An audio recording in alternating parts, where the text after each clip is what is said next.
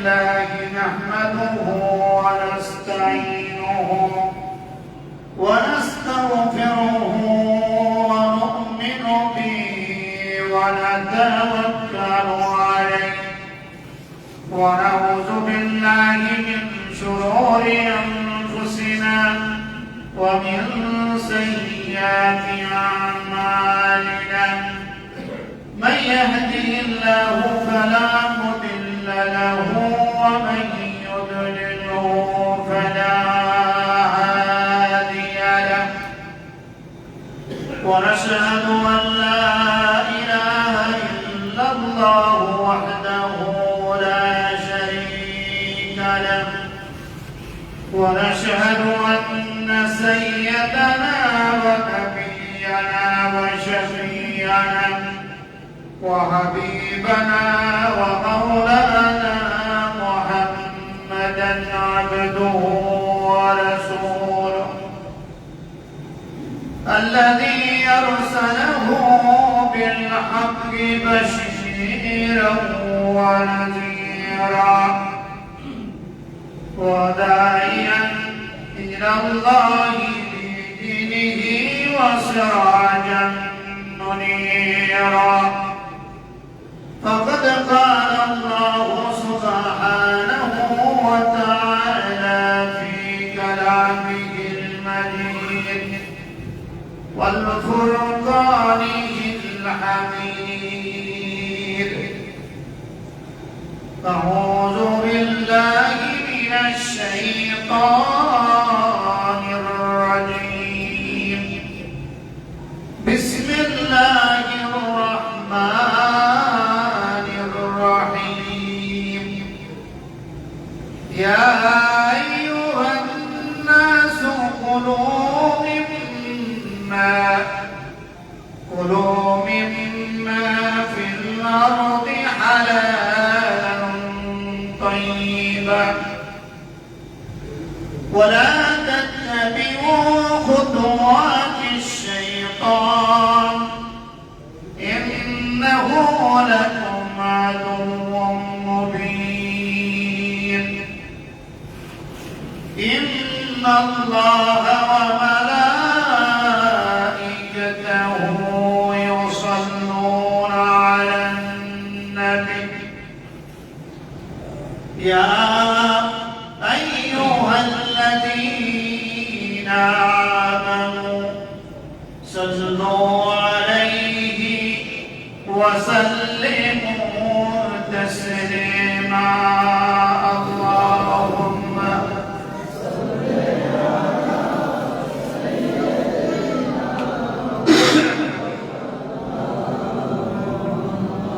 على سيدنا وعلى آل سيدنا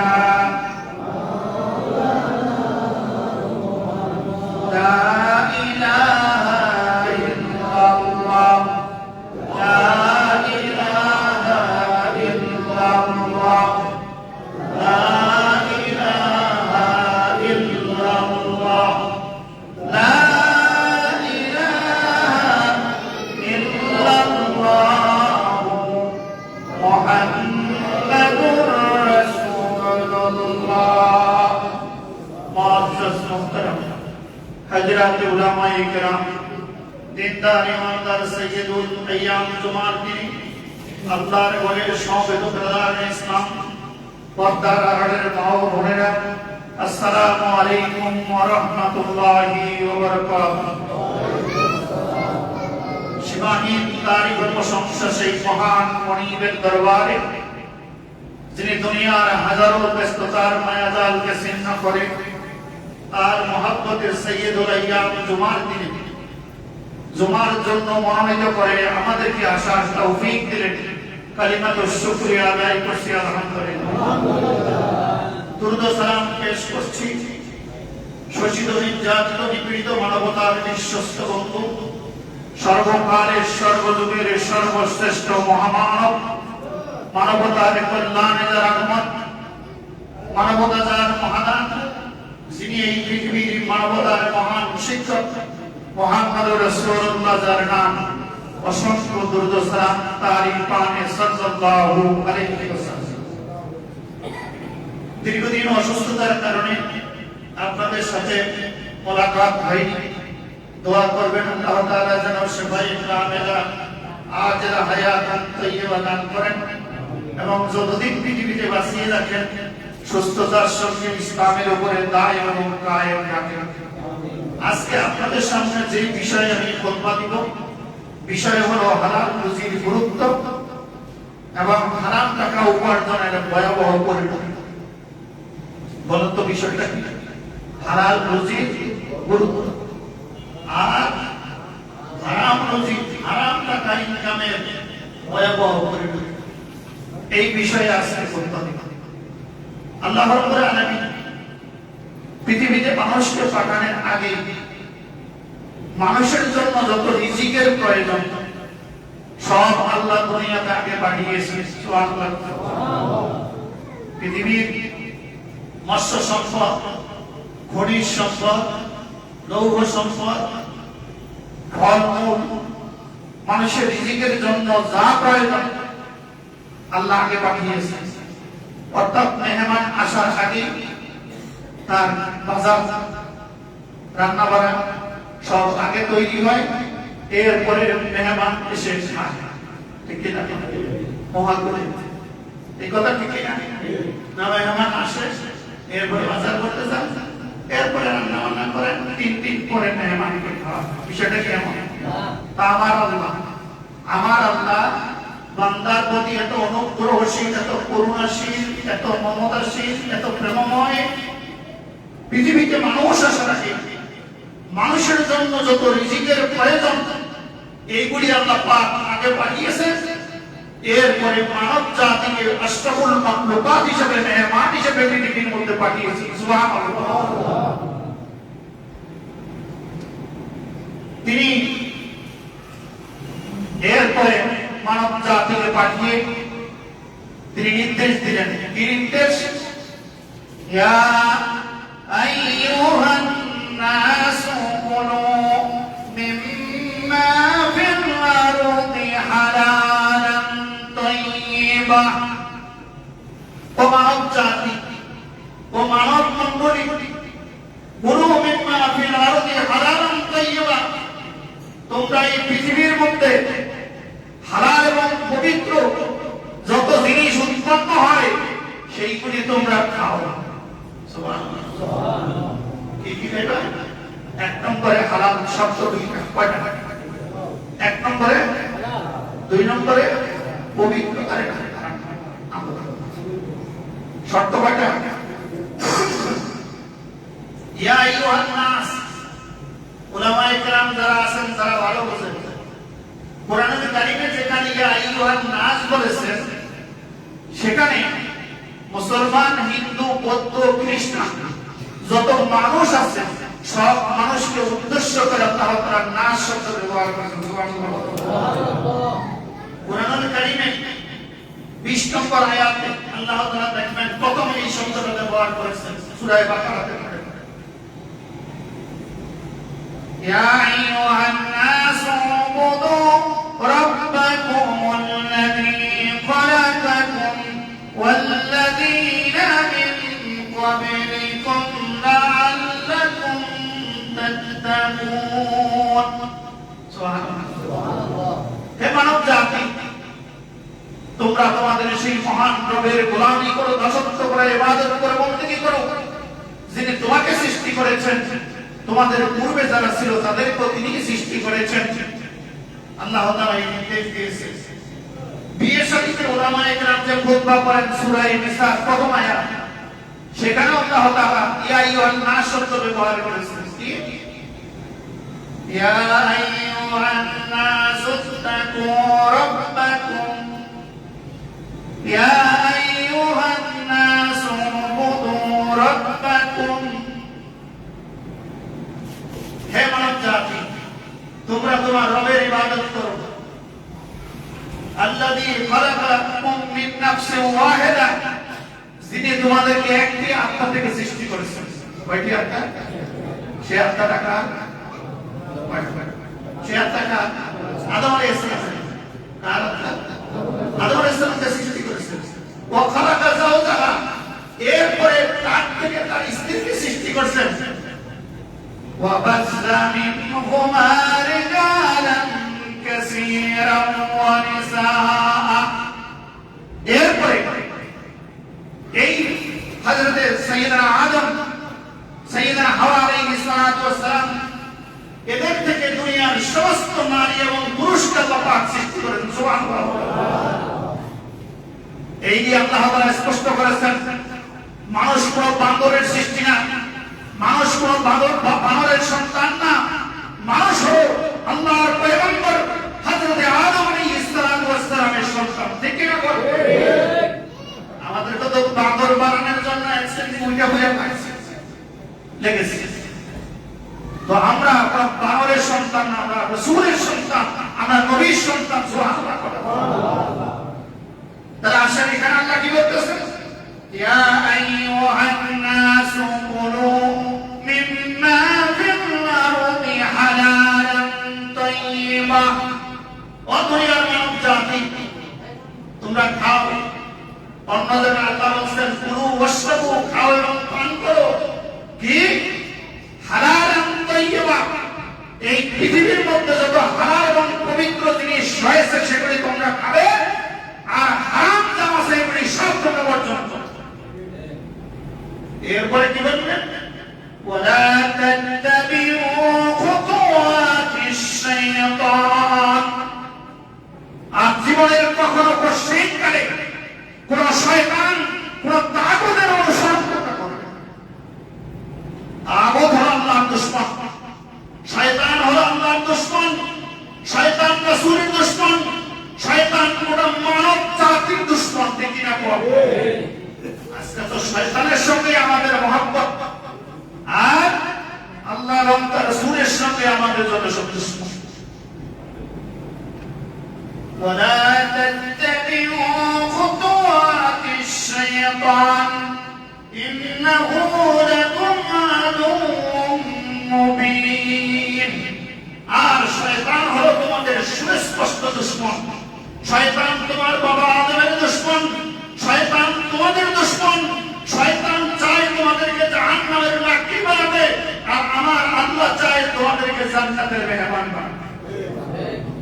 শয়তানের জাহান্নামের লাকড়ি হতে রাজি না, জান্নাতের মেহমান হতে রাজি।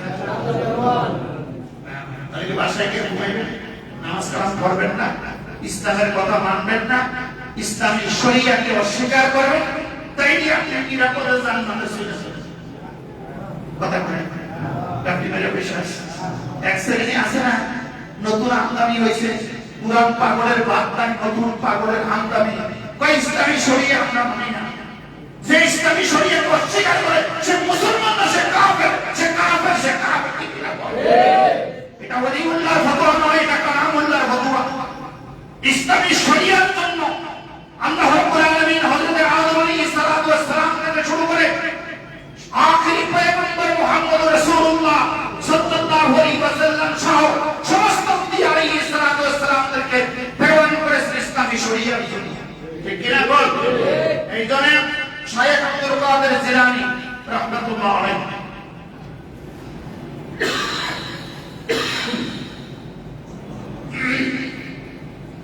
শায়খ আব্দুল কাদের জিলানী তিনি আওলাদে রাসূল ছিলেন, বড় আলেম ছিলেন, বড় শায়খ ছিলেন। তিনি আল ফাতুল গায়েব তার নিজের লেখা কিতাবের 15 পৃষ্ঠায় বলেছেন, ও দুনিয়ার মানুষেরা শুনে রাখো, এই পৃথিবীতে যত আপনি আলাইহিস সালাতু ওয়াস সালামদেরকে প্রেরণ করা হয়েছে প্রত্যেককে ইসলামী শরিয়ার জন্য। কিয়ামতের ময়দানে আল্লাহ তাআলা যত জিজ্ঞাসাবাদ করবে ইসলামী শরিয়ার বিষয়ে। কথা কয় না? কিসের বিষয়? শরিয়ার বিষয়ে জিজ্ঞাসা করবে। সুতরাং ইসলামী শরিয়া তোমরা মানো। পুরান পাগলের বার্তায় নতুন পাগলের আমদানি। আপনি মুসলমানদের দেশে ইসলামী শরিয়া মানেন না, যে আল্লাহর জমিনে থেকে ইসলামী শরিয়া মানে না, আল্লাহর জমিনে থাকার কোন নৈতিক অধিকার তার না। আপনারা কি রাগ করেছেন? করেন কি? আপনার রাগে আমার কিচ্ছু আসে যায় না। দুনিয়ার সব মানুষ যদি আপনার উপরে রাগ করে আর আল্লাহ যদি খুশি হয়, সে কামিয়াব হয়ে যাবে। আর দুনিয়ার সমস্ত মানুষ তার পক্ষে থাকবে, আল্লাহর গজব তার পর, আল্লাহ তার উপরে অসন্তুষ্ট থাকবে।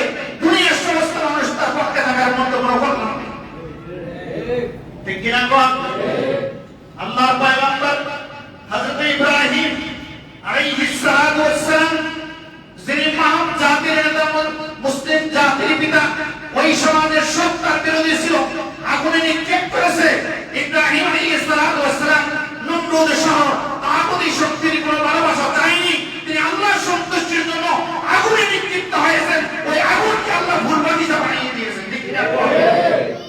আমরা কার সন্তুষ্টি চাই? জোরে কোন কার সন্তুষ্টি? এই জন্য ইসলামী শরিয়া আমরা মানি। ঠিক কিনা? কথা মানে ইসলামী শরিয়া মানে কি না? মানে ওলা তাত্তাবিউ খুতুওয়াতিশ শাইতান, শয়তানের কোন অনুসরণ চলবে না। তাহলে কি হলো?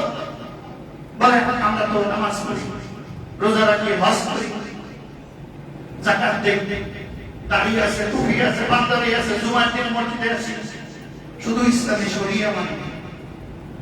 আপনি কি মুসলমান হয়ে গেছেন? স্ত্রী আপনার কাছে বলল সমস্যা, জীবন ভরে সব আপনার খেদমত করবো, মাসে 29 দিন আপনার কাছে থাকবো, একদিন গিয়া বেগানা পুলিশের সাথে রাত কাটাবো, আপনি তো খুশি হয়ে গেছেন? কথা কথা খুশি কেন? একদিন থাকবেন, 29 দিন তো আপনার সার্ভিস দিবেন, একদিন আরেকজনের সার্ভিস দিবেন, আপনি কি তারে রাখবেন?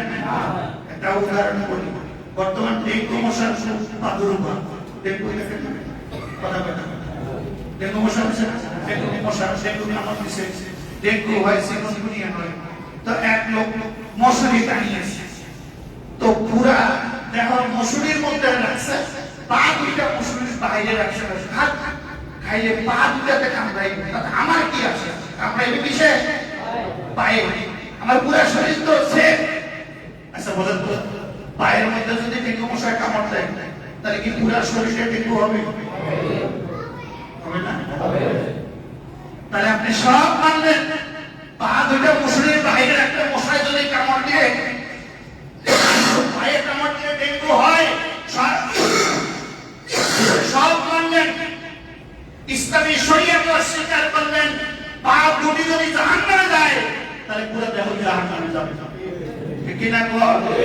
এই জন্য পা কি মুসলিম বাইরে রাখবেন না পা ভিতরে রাখবেন? ইসলামী শরিয়া মানবেন না মানবেন না? এই কথার উপরে আল্লাহ সাক্ষী বলেন, এই কথার উপরে আল্লাহ সাথে হাত রাখা, এই কথার উপরে কে সাক্ষী? আল্লাহ। এবার আসুন, আল্লাহ বলছেন খাও, কি খাইবা? হালাল তাইয়্যিবা, হালাল এবং পবিত্র জিনিস খাবে। হালাল এই যে টাকা আছে না, টাকা ধরেন এটা হালাল, এটা কি হালাল, টাকা হালাল। এখন ঘুষের টাকা আপনি গ্রহণ করছেন, জোরে কর কেন? একই তো টাকা, একই তো টাকা, এটা তো একটু আগে হালাল ছিল, ঘুষের টাকা নিছেন, সাদাবাজি করে নিয়েছেন, ওই সিলেটের সাদা পাথর বিক্রি করে টাকা বাটপাড়া করেছেন, এই টাকা কি হালাল না হারাম? 4 কোটি সিএফটি পাথর সিলেট থেকে সিনিয়ররা আপনি নিয়ে গেছে, টাকা বাটপাড়া করছে, পাথর নিছে কারা? কারা নিছে? আরে আমি বলছি কি আপনারা বলেন পাথর কি সিনিয়ররা নিছে? আমি তো সরকারের সাপোর্ট করে মাইকের করে বলি, কারণ কথা বললেই তো আমার বিরুদ্ধে মামলা দিয়ে দিই। গত সরকার আমার বিরুদ্ধে একটা মোটা মামলা দিয়েছে, 2 বার আমাকে অপহরণ করে নিয়ে গেছে, কিন্তু হক কথা কোনোদিন ছাড়ি নাই, মরণ পর্যন্ত ছাড়বো না। আচ্ছা বলেন, ওই পাথর কি সিনিয়ররা নিছে না নিছে না? ইনসান বলেন, মানুষ আর জিন তো জিন। 4 কোটি সিএফটি পাথর নিয়ে 80 কোটি টাকা ঘুষের টাকা ইনসানের মধ্যে বাটপাড়া হয়েছে। অবাক করা কেন? দেশের সেনাবাহিনী ম্যাজিস্ট্রেট ক্ষমতা নিয়ে আছে, পুলিশ আছে, বিডিআর আছে, র্যাব আছে, ডিজিএফআই আছে, এনএসআই আছে, এসবি আছে, ডিবি আছে, জেলা প্রশাসক আছে, তারপরে এলাকার নেতৃবৃন্দ আছে। এত মানুষের সামনে 800 কোটি টাকার পাথর নিয়ে গেল, ওই টাকার পাথরের টাকা ভাগ করে যারা টাকা নিয়েছে তাদের টাকা হারাম না হারাম? ওই টাকা দিয়ে গরুর গোশত কিনে খাইছে, হারাম না হারাম? খাসির গোশত, মুরগির গোশত, চাল ডাল, লবণ তেল হারাম। এই যে আল্লাহ বলেন হালালান তাইয়্যিবা, এক নম্বরের শর্ত হলো তোমার ওইটা হালাল হইতে হবে এবং পবিত্র হইতে হবে। ঘুষের টাকা, যারা এই পাথরছড়ির টাকা, সাদাবাজির টাকা, লুটপাটের টাকা, জুলুমের টাকা, দেশের টাকা বিদেশে পাচার করে, সব টাকা কি মসজিদের ইমাম সাহেবের টাকা, মুয়াজ্জিন সাহেবের টাকা, কি খাদেম সাহেবের টাকা, রিকশাওয়ালার টাকা, ভ্যান গাড়িওয়ালার টাকা, ট্রাক ড্রাইভারের টাকা, ব্যবসা বাণিজ্য যারা বৈধভাবে করে তাদের টাকা, সবগুলি হালাল। সরকারি যারা চাকরি করে, সরকারের সম্পদের রক্ষণাবেক্ষণ সহিভাবে করে, তাদের টাকাও হালাল। তাহলে খাওয়ার শর্ত হলো কি? হালাল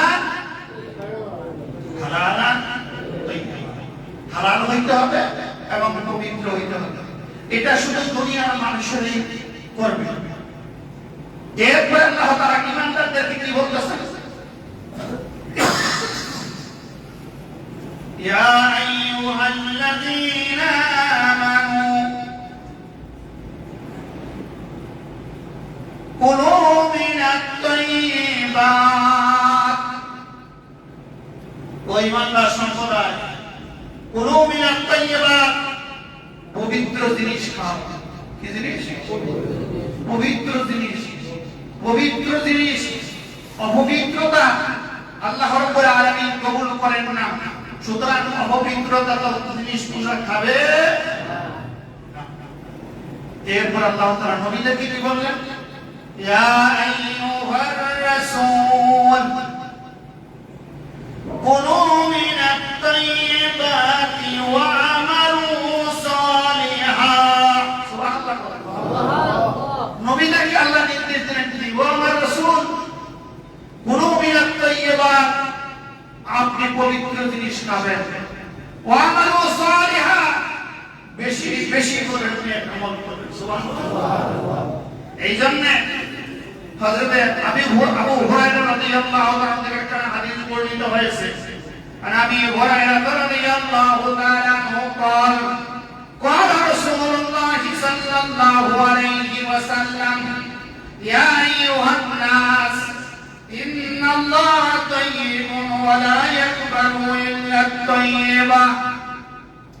الله رسول صلى الله عليه وسلم বলেছেন, إن الله طيب, নিশ্চয়ই আমার আল্লাহ পবিত্র। সুবহানাল্লাহ। আল্লাহ পবিত্র না পবিত্র? সুবহানাল্লাহ। সুবহানাল্লাহ। লা ইয়াকবালু ইল্লা আত-তাইয়্যিবা, আল্লাহ তাআলা হালাল এবং পবিত্র জিনিস ছাড়া কোনটা কবুল করেন না। কোনটা কবুল করে না।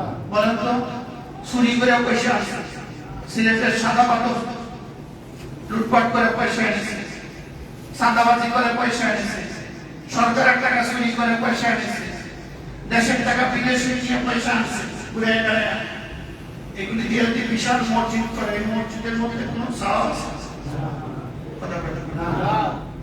এগুলি আগামী নির্বাচনে এমপি নির্বাচন করার জন্য গরিব মিসকিনের ছাগল গরু কিনে তারপরে খালি লাভ করতেছে। সওয়াব আছে কেন? সওয়াব হওয়ার জন্য শর্ত হলো পবিত্র হইতে হবে আর আল্লাহ তাআলা এই দানকে কবুল করতে হবে। তাহলে আল্লাহ তাআলা কোন অপবিত্র জিনিস কবুল করে না।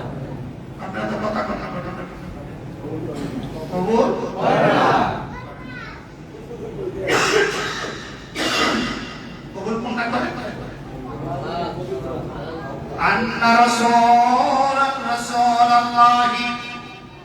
সাল্লাল্লাহু আলাইহি ওয়াসাল্লাম সুইলা আইয়ুল কাসবি ইয়াতিয়াবু। রাসূলুল্লাহ সাল্লাল্লাহু আলাইহি ওয়াসাল্লাম জিজ্ঞাসা করা হয়েছিল, আল্লাহর রাসূল, সর্বোত্তম উপার্জন কোনটি? সর্বোত্তম উপার্জন কোনটি? আল্লাহর রাসূল বললেন, قال عمل الرجل بيده وكل بيت مبرور. সর্বোত্তম আমল হলো যেই লোক তার নিজ হাতে কাজ করে।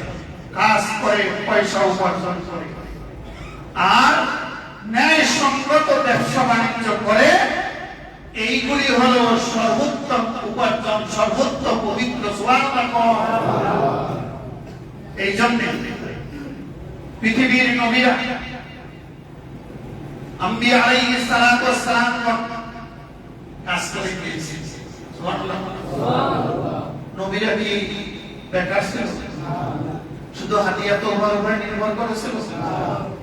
কাজ করে গিয়েছে, কাজ করেছে। কিন্তু আজকে আমাদের সমাজে লক্ষ লক্ষ বেকার বেকার যুবক হচ্ছে, যারা অশিক্ষিত, এরা কেউ বেকার নেই। বেকার হলো শুধু শিক্ষিত ছেলেরা। কারণ তারা কেউ এমএ পাস করেছে, কেউ টাইটেল পাস করেছে, বুকিং পা বসেছে, কাজ করে খাবে। বাপরে বাপ, তার প্রেস্টিজের টেম্পারেচার নষ্ট হয়ে যাবে। এই জন্য ফটিক বাবু কাজ করেন না, বিভিন্ন জায়গায় করে, কোন জায়গায় চাকরির জন্য লক্ষ লক্ষ টাকা ঘুষ দিয়ে চাকরি করে। এরকম মনে হয় নাই? স্পষ্ট কথা মনে রাখবেন, ফতুয়া আমি ঘুরাইয়া দিলেও আল্লাহ সেটা কবুল করবে না। অপবিত্র কোন জিনিস কবুল। পায়খানা করে পেশাব দিয়ে যেমন পবিত্রতা অর্জন করা যায় না, কথা কি বুঝতেছেন? পায়খানা করার পরে পবিত্রতার জন্য কি করি? পানি ব্যবহার করি, নিরাগুলো ব্যবহার করি না? এখন পানির পরিবর্তে যদি পেশাব দিয়ে কেউ পবিত্রতা অর্জন করতে চায়, তাহলে কি তার পবিত্রতা অর্জন হবে না অপবিত্রতা বাড়বে? ঠিক তেমনি ঘুষ দিয়া চাকরি করা, এই দিয়া তার রিজিক হারাম হয় না। এই জন্য আমি বেকার এই যুবকদেরকে বলি, ও আমার যুবকেরা, তোমরা দেশের সম্পদ, এই জাতির ভবিষ্যৎ, এই জাতির বলিষ্ঠ নেতৃত্ব তোমরা দিবে। দেশের পাকা করার মূল কাজে তোমরা থাকবে। তোমরা চাকরির পিছে না দৌড়িয়ে নিজকে প্রতিষ্ঠার জন্য চাকরি দিবে, এই লক্ষ্যে প্রথম পান দোকান, টক দোকান দিয়ে শুরু করো। এর মধ্যে আল্লাহ বরকত দিয়ে দিবে, বিশাল বড় ব্যবসায়ী বানিয়ে দিবে। সুবহানাল্লাহ। হযরতে আদম আলাইহিস সালাতু ওয়াস সালাম আমাদের আব্বা, আমাদের কি আব্বা? কথা বলেন, আব্বা। আমাদের আব্বার নাম কি? আমার এই আব্বাকে আল্লাহ তাআলা নিজ হাতে বানিয়েছেন। সুবহানাল্লাহ। আল্লাহ তাআলা নিজ হাতে যে জিনিসটি বানান, তার একটা বৈশিষ্ট্য হলো, আদম আলাইহিস সালাতু ওয়াস সালাম 1000 বছর পৃথিবীতে বেঁচে ছিলেন। আল্লাহ জান্নাতে তাকে যেই সুরতে বানিয়েছেন, 1000 বছর বয়সেও তার সুরতের পরিবর্তন হয় নাই। সুবহানাল্লাহ। তার চুল পাকে নাই, বার্ধক্য আসে নাই, চামড়া ঢিলা হয় নাই। এই জন্য হাদিসে আছে, খালাকাল্লাহু আদামু আলা সূরাতি, আদম আলাইহিস সালাম যেই সূরতে ইন্তেকাল করেছেন, এই সূরতে আমার আল্লাহ তাকে বানিয়েছেন। সুবহানাল্লাহ। এই বাবা আদম কৃষি কাজ করছেন। সুবহানাল্লাহ। কি কাজ? কি কাজ? আচ্ছা, বাবা আদমের মর্যাদা বেশি না এই যে এমবিবিএস বাবার বেকার সন্তান যারা এমএ পাস, টাইটেল পাস করে, তারপরে কোন কোম্পানি ম্যানেজিং ডাইরেক্টর হয়ে বিভিন্ন জায়গায় চাকরির জন্য দৌড়ায়, তাদের মর্যাদা বেশি?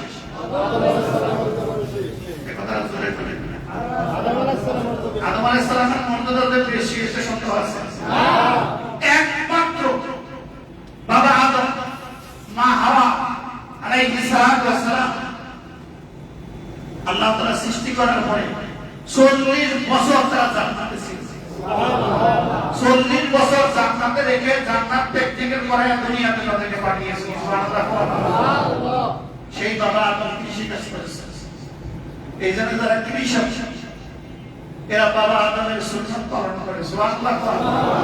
আমাদের কাছে কৃষি কাজ করতাম না, শিক্ষিত লোকরা কৃষি কাজ কম করে, এখন অবশ্য শুরু করেছে, আলহামদুলিল্লাহ।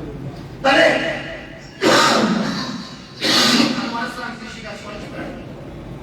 তার সুযোগ্য সন্তান হযরত শীশ আলাইহিস সালাতু ওয়াস সালাম, যিনি 30 তাকবীরের সঙ্গে হযরত আদম আলাইহিস সালামের জানাজা পড়েছেন, যাকে জান্নাত থেকে হুর এনে বিবাহ দিয়েছেন, তিনি টেক্সটাইল ইন্ডাস্ট্রি প্রতিষ্ঠা করেছিলেন পৃথিবীর মধ্যে। সুবহানাল্লাহ। কি টেক্সটাইল ইন্ডাস্ট্রি? সুবহানাল্লাহ। এবং তারপরের যিনি পয়গম্বর সশরীরে জান্নাতে চলে গেছে ইদ্রিস আলাইহিস সালাতু ওয়াস সালাম সুবহানাল্লাহ সশরীরে জান্নাতে চলে গেছে এই ইদ্রিস আলাইহিস সালাতু ওয়াস সালাম এই সেলাই মেশিন সুই প্রথম তিনি পৃথিবীর মধ্যে আবিষ্কার করেছেন সুবহানাল্লাহ আমরা তো যারা টেইলার যারা দর্জি এবারে ছোটবেলায় খলিফা বলো এবারে বেশি বুঝায় তাহলে বুঝা গেল এই যে টেইলার যারা এরা হযরত ইদ্রিস আলাইহিস সালাতু ওয়াস সালামের সুন্নতের আমল করতেছে ঠিক না তাহলে টেইলারের রিজিকও হালাল সুবহানাল্লাহ টেইলার যদি না থাকতো সুন্দর জামা কাপড় ইনশাআল্লাহ খতিব সাহেব থেকে শুরু করে মুসল্লি সাহেব কেউই পড়িতে পারিতেন না এরপরে আদমে সানি আদমে কথা কথা আমরা কি মসজিদে আসেন না মন বাড়িতে চলে গেছে আদমে সানি সাইয়েদনা নূহ আলাইহিস সালাতু ওয়াস সালাম তিনি কার্পেন্টার ছিলেন কার্পেন্টার সুবহানাল্লাহ তিনি প্রথম পৃথিবীর মধ্যে জাহাজ বানিয়েছিলেন 315 গজ লম্বা 145 গজ প্রশস্ত 3 তলা বিশিষ্ট জাহাজ 1,24,000 টাকা দিয়া তিনি জাহাজ তৈরি করেছিলেন তাহলে যারা কাঠমিস্ত্রি এবার তো আমরা দাম দিই এরাও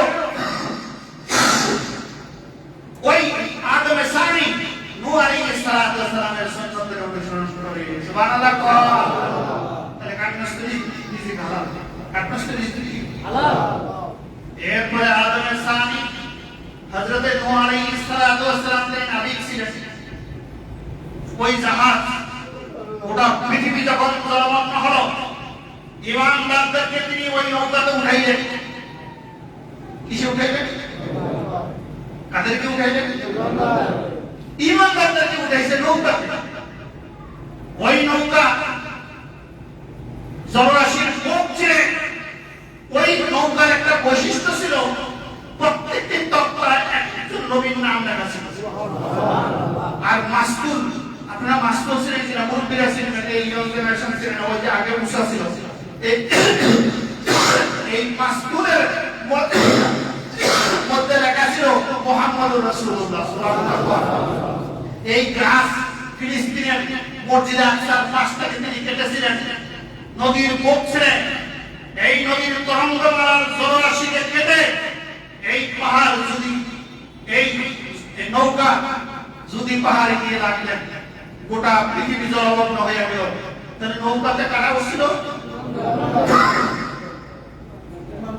ইমানদাররা নৌকাতে যদি উঠে ওই নৌকা ভাসবে আর বেঈমানদাররা যদি কোনো নৌকায় ওঠে তাহলে ওই নৌকা ডুবে ঠিক কিনা কর তাহলে বলবেন নৌকার যাত্রী যারা হবে তাদের মধ্যে কোনো দুর্নীতি থাকতে পারবে না ঠিক কিনা কর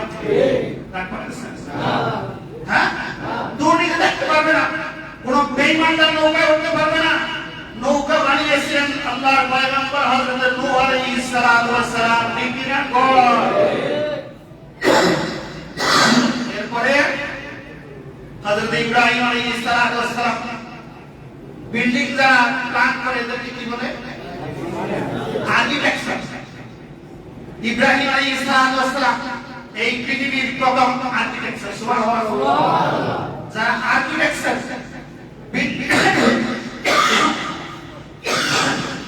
যারা বিল্ডিং এর প্ল্যান তৈরি করে এরাও আমার মানব জাতির নেতা মুসলিম জাতির পিতার সুন্নতের আমল করে ঠিক না কর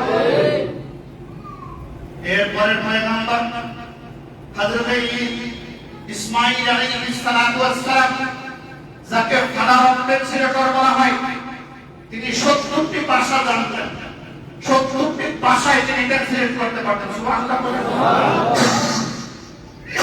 কত নবীর নাম করব জুমার দিনের সময় কম তাহলে যারা এজেন্ট ছিল ভাষান্তর করে এরাও ইসমাঈল আলাইহিস সালামের নবীর সুন্নতের আমল করে, ঠিক কি না? হযরত ইউসুফ আলাইহিস সালাম, ইউনূস আলাইহিস সালাম জেলে কি ছিল? কথা বলেন কি ছিল? তাহলে নদীতে যারা মাছ ধরে জেলে, এরাও নবীর সুন্নতের উপরে আছে, এদের রিজিক হালাল, ঠিক না? সরকার যদি বন্ধ করে দেয় মাছ ধরা, আর ডিমলা মাছ যদি ধরে, তাহলে বোঝা গেল তখন তারা নবীর সুন্নতের উপরে। ইউনূস আলাইহিস সালাম তিনি জেলে ছিলেন, মাছ ধরতেন, এই জন্য আপনারা জানেন ওই নদীর মাছ তাকে ঘিরে খেয়েছিল, মনে আছে কিনা? ইউসুফ আলাইহিস সালাম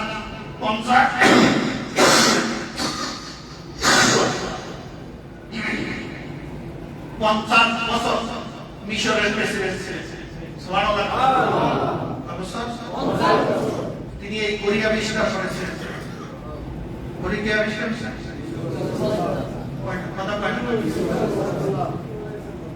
তিনি রাষ্ট্রীয় কোনো ভাতা গ্রহণ করতেন না, ঘড়ি বানায় বানায় বিক্রি করতেন। সুবহানাল্লাহ।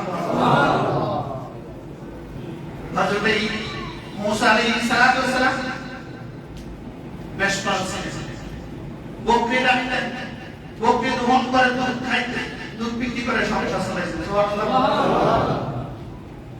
মূসা আলাইহিস সালামের শ্বশুর শুআয়ব আলাইহিস সালাম, তার কবর জর্ডানে আমি জিয়ারত করে এসেছি। তো এই শুআয়ব আলাইহিস সালাম তিনি পশুপালন করতেন, ইয়াকুব আলাইহিস সালাম পশুপালন করতেন, ঈসা আলাইহিস সালাম পশুপালন করতেন। সুবহানাল্লাহ। হযরত মুহাম্মদুর রাসূলুল্লাহ তিনি পশুপালন করেছেন, ব্যবসা বাণিজ্য করেছেন, রাষ্ট্রপ্রধান ছিলেন, প্রধান বিচারপতি ছিলেন, প্রধান সেনাপতি ছিলেন। সুবহানাল্লাহ। আইন প্রণেতা ছিলেন। সুবহানাল্লাহ। নবীরা কাজ করে খেয়েছে,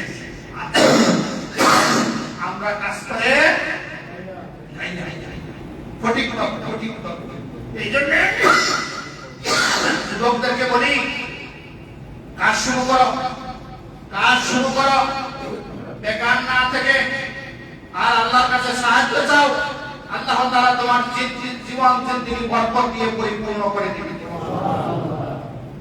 আর যারা হারাম, ঠিক আছে, তাদের নামাজ, রোজা, ইবাদত, বন্দেগী, দান, সদকা, হজ কোনটি কবুল হবে না।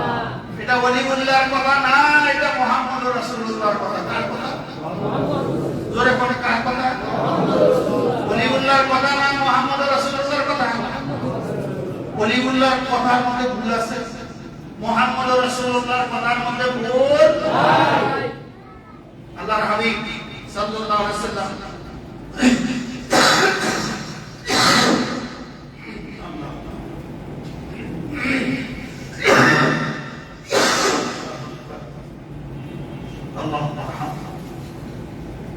আল্লাহ রাসূল সাল্লাল্লাহু আলাইহি ওয়াসাল্লাম উদাহরণ দিয়ে বলেছেন, এক ব্যক্তি সফর করতেছে, শুষ্ক সুর, ধুলায় দূষিত চেহারা।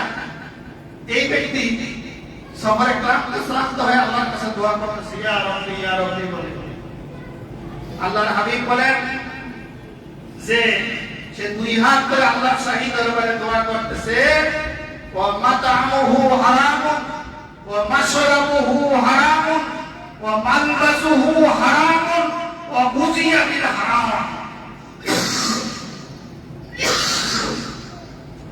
যার খাদ্য, যার পানীয়, যার পোশাক, যার রিজিক, জীবিকা হারাম, তার কোন দোয়া আল্লাহর শাহী দরবারে কবুল হবে না।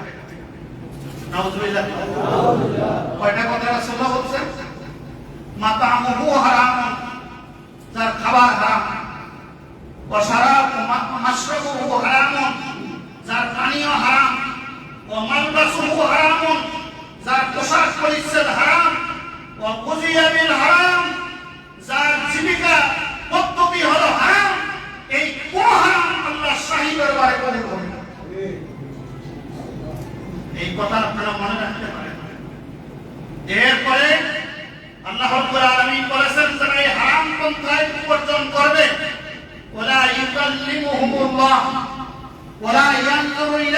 ইয়াওমাল কিয়ামাহ ওয়া লা ইউযাক্কিহিম।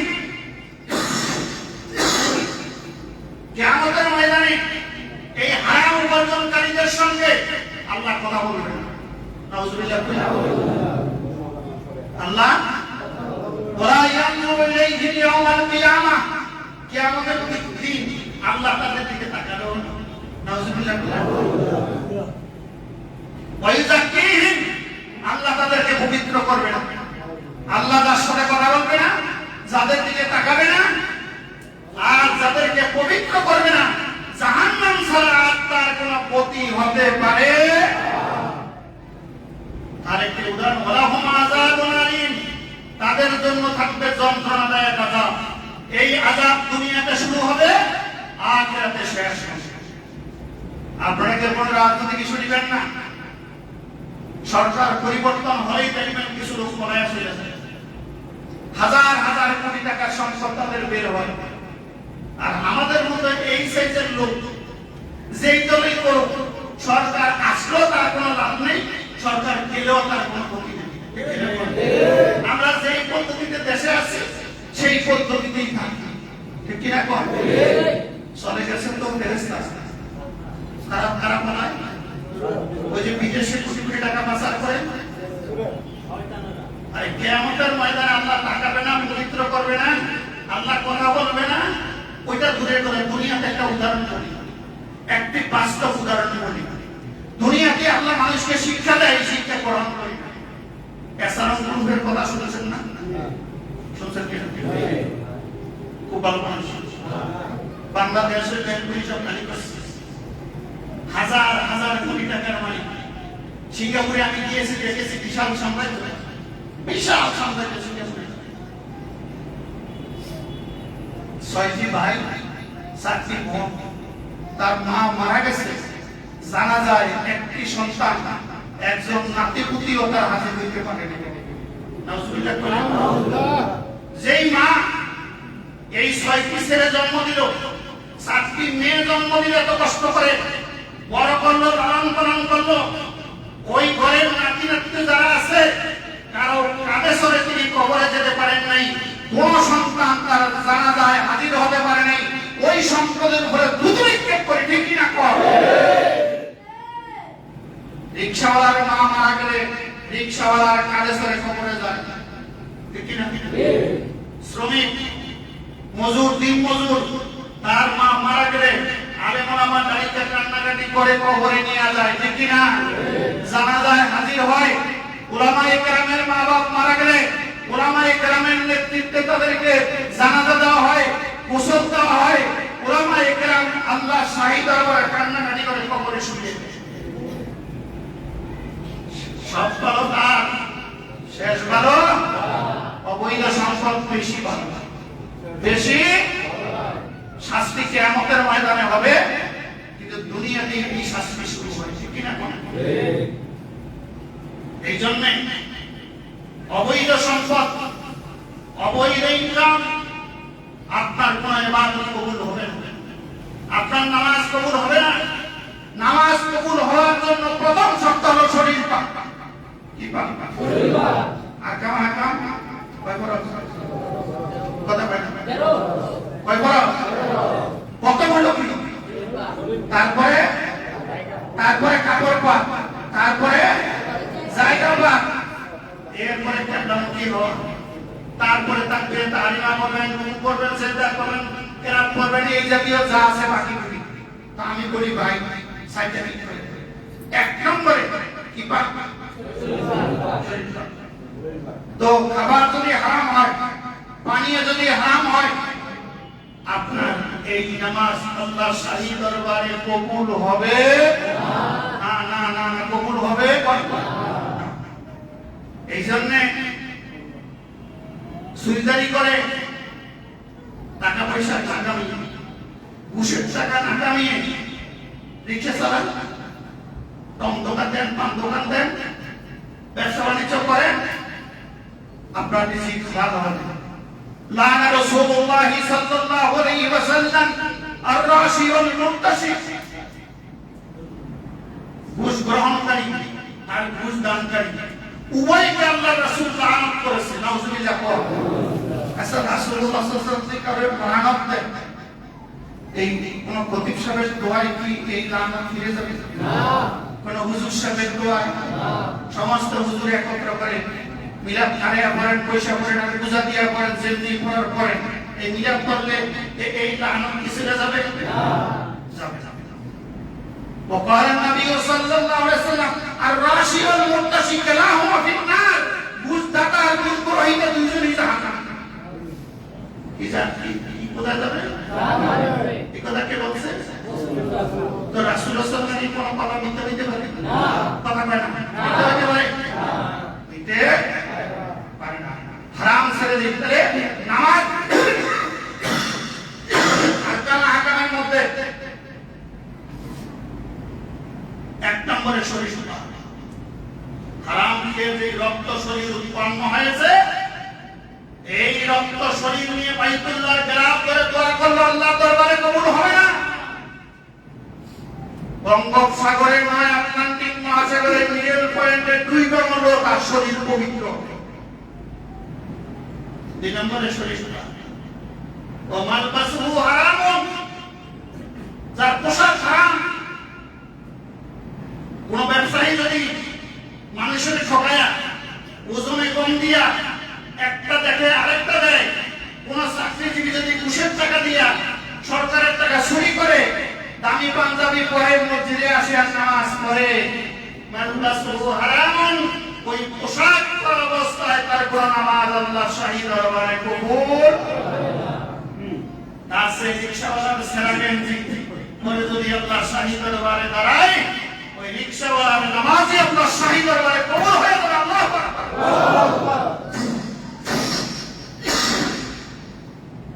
তিন নম্বর হলো জায়গা পাওয়া।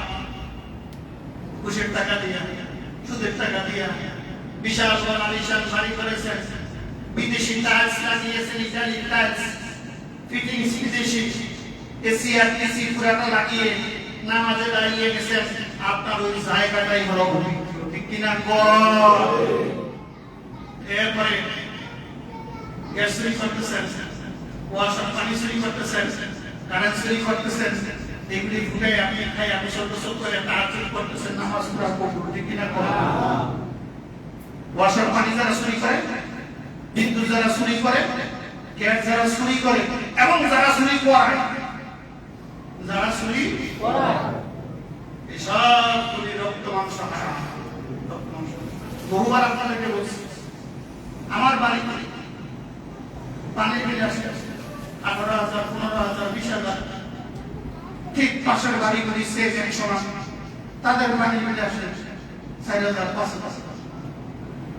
আমার ছেলে বলতেছে, আব্বা, ও ফেরত জিজ্ঞাসা করে, তুই যে প্রতি মাসে পানির বিল দিয়ে যাস, আমার 18,000, 19,000, 15,000 শীতকালেও বিল আসে, আর আশেপাশের বাড়ি 100 মান বাড়ি 4,000, 5,000। কারণটা কি? আপনি কি আমার সাথে দেখা করছেন কোনদিন?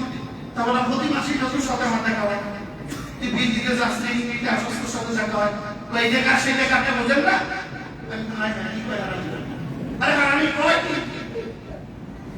আমার ছেলে আমাকে বলতেছে, আব্বা তুমি আসলে সব জিনিস বুঝো না তো, আগের মানুষ শুনছেন আমি আমার ছেলে বলে আমি নাকি ওরে কেমনে কেমনে 1,000 টাকা 2,000 টাকা ধরে দিছে, তারপরের মাসে বিল দেখতেছি যে আমার 5,000 টাকা দিয়ে। ঘটনা কি? 5,000 টাকা বিল দেখে আমি সিকিউরিটি বলতে এই মাসে 5,000 টাকা বিল হইলো কেন জানি না। ছেলেদের জিজ্ঞাসা করলাম, কি এই মাসে এত বিল কমেছে? তোমার বলছি না, তুমি জানো না ওরে এই মশলা ধরে রেখেছে এই মাসে, এই যারা করে রেখেছে, চিন্তা করে দেখছে হায় হায় রে, এই পুরো মাসের নামাজ আমার জাহান নামে বরবাদ হয়ে গেছে। সুতরাং রিজিক পবিত্র হতে হবে, ঠিক কিনা? তাহলে শরীর পাক, কাপড় পাক, নামাজের জায়গা পাক, কিবলামুখী হবে, কিবলামুখী। আরে সংসর্গ করে পরিবারে এটা আগে বেশি এই সাইডটা ঠিক করেন সংসর্গ। তো আপনি যখন কাপড় বসে পাঞ্জাবি করার পরে কি সতর্ক আছি, পায়জামা করার পরে কি সতর্ক আছি? হ্যাঁ, কিবলামুখী হবে। কিবলামুখী হওয়ার অর্থ আমরা বুঝি নামাজের সময়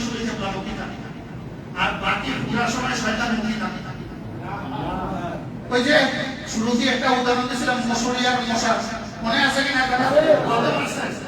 তার দিকেন বাহিরে দুর্গা দেওয়া ভিতরে পায়ের মধ্যে কামড়া মশা, আমার কি আসলে যেগুলো তো হবে না।